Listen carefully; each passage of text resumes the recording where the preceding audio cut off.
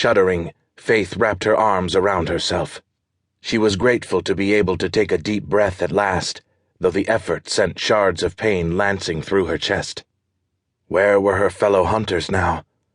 Almost certainly dead. She prayed they were dead. Death in battle was an honorable end, especially when one was fighting in the name of God. While the possibility of being taken prisoner and sacrificed to a Fey-born demon, of being devoured by the very creature one was bound by sacred oath to destroy, would be the ultimate religious defilement. Now that she could remember the battle clearly, she knew where she was.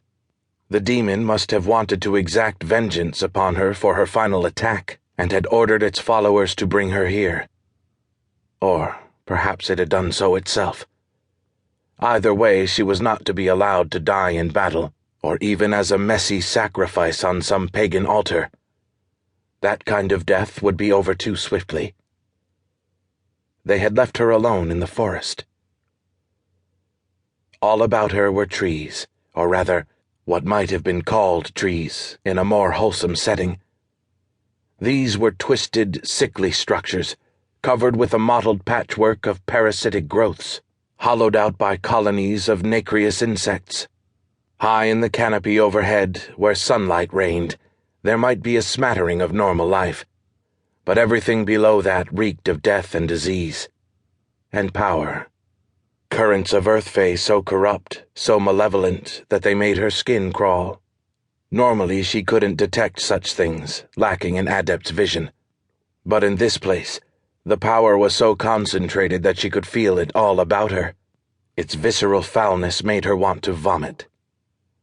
It was said that all the human nightmares of the world were drawn to this place, where they manifested on such a scale that normal Fae-born horrors paled by comparison. A single despairing thought could spawn a host of wraiths, each of them hungering to devour its creator. A normal person who was abandoned here would stand no chance at all. His own fear would take on a life of its own within minutes and consume him. Doubtless, that was the fate which the demon had intended for Faith.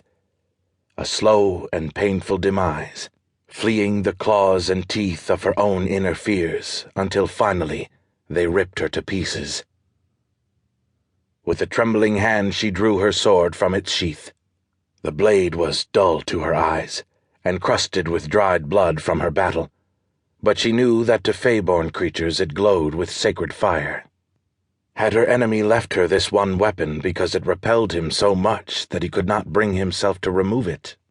Or had he just wanted to prolong her death struggles?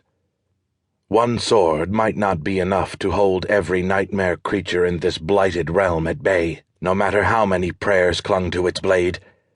But maybe it would encourage her to fight for her life, instead of just surrendering to the inevitable, and thus prolong her dying and his amusement.